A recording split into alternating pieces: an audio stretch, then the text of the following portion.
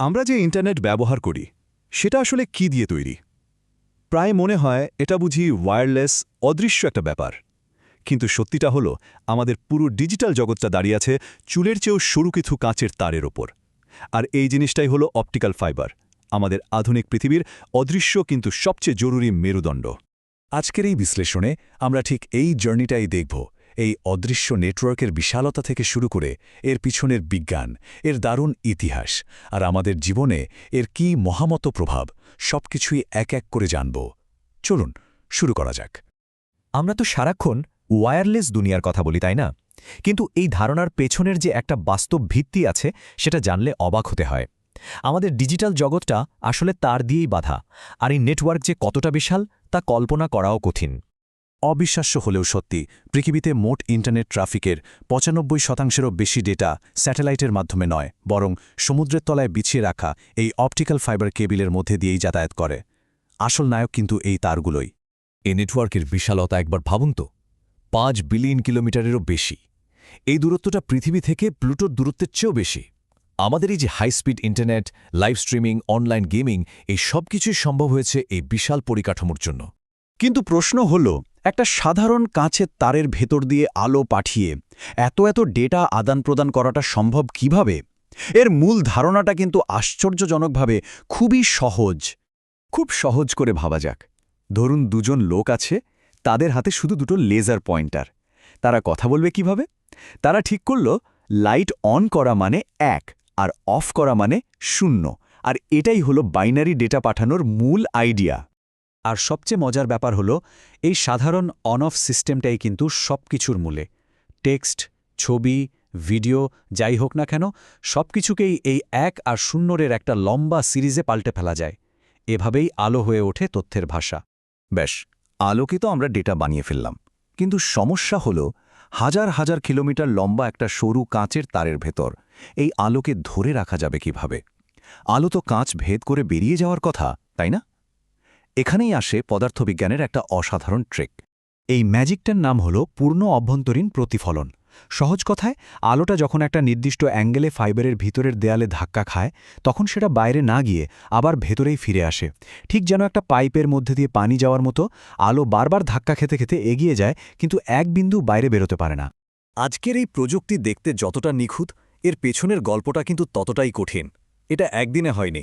এর পেছনে আছে দশকের পর দশক ধরে চলা চেষ্টা আর কিছু অসাধারণ মানুষের সাফল্যের গল্প। এই শুরুটা হয়েছিল সেই ১৮৪০-এর দশকে, যখন জন টিন্ডাল প্রথম দেখান যে আলোকে বাঁকানো যায়। এরপর ১৯৫০-এর দশকে নারিন্দর সিং কাপানি প্রথম ডেটা পাঠাতে সফল হন। কিন্তু আসল ব্রেকথ্রু আসে আরও পরে, যখন চার্লস কাউ বুঝতে পারেন যে সমস্যাটা ফিজিক্সের না, সমস্যাটা হলো কাঁচের কোয়ালিটিতে।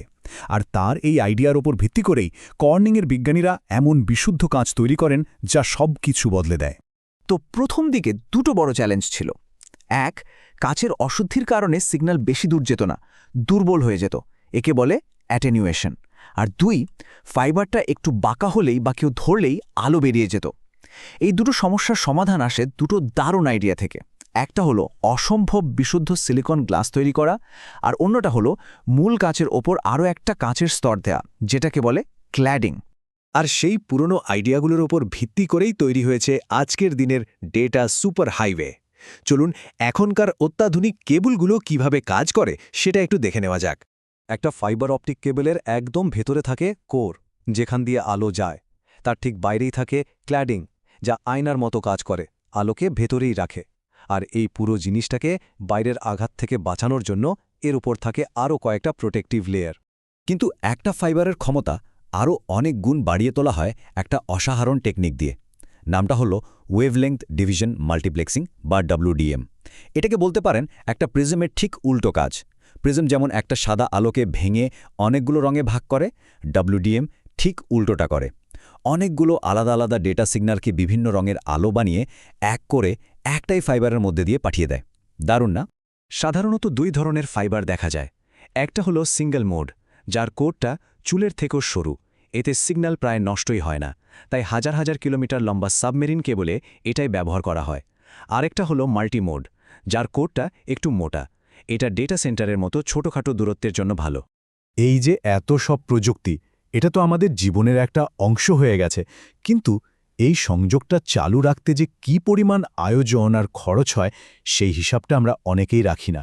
ভাবুন একবার, সমুদ্রের তলায় হাজার হাজার কিলোমিটার লম্বা তার, আলো তো একটা সময় গিয়ে দুর্বল হবেই, তাই প্রতি ৭০ কিলোমিটার পরপর সিগন্যাল বুস্ট করার জন্য অ্যাম্প্লিফায়ার বসানো থাকে, আর সেগুলোকে পাওয়ার দেওয়ার জন্য ফাইবারের সাথেই চলে যায় একটা কপার টিউব।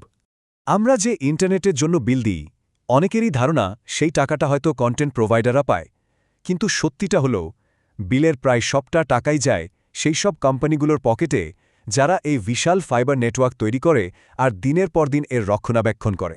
আর এই রক্ষণাবেক্ষণের কাজটা কিন্তু মোটেও সস্তা না।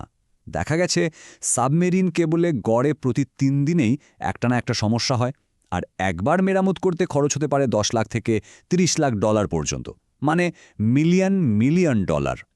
আর এখান থেকেই বোঝা যায় আমাদের এই গ্লোবাল ইন্টারনেট সিস্টেমটা আসলে কতটা নাজুক। ধরুন বাংলাদেশের কথা, পুরো দেশের ইন্টারনেট কানেক্টিভিটি টিকে আছে হাতে গোনা কয়েকটা চুলের মতো সরু ফাইবারের ওপর। এগুলোর একটা কিছু হলেই পুরো দেশ কিন্তু অফলাইন হয়ে যেতে পারে। তাহলে শেষ প্রশ্নটা হলো, স্টারলিংকের মতো স্যাটেলাইট ইন্টারনেট আসছে, জনপ্রিয় হচ্ছে, তাহলে কি কাচের তৈরি এই অদৃশ্য নেটওয়ার্কের দিন শেষ হয়ে আসছে, নাকি এরা একে অপরের প্রতিদ্বন্দ্বী না হয়ে একসাথে কাজ করবে ভবিষ্যতের ইন্টারনেটকে আরও শক্তিশালী করতে? এই উত্তরটা হয়তো সময়ই বলে দেবে।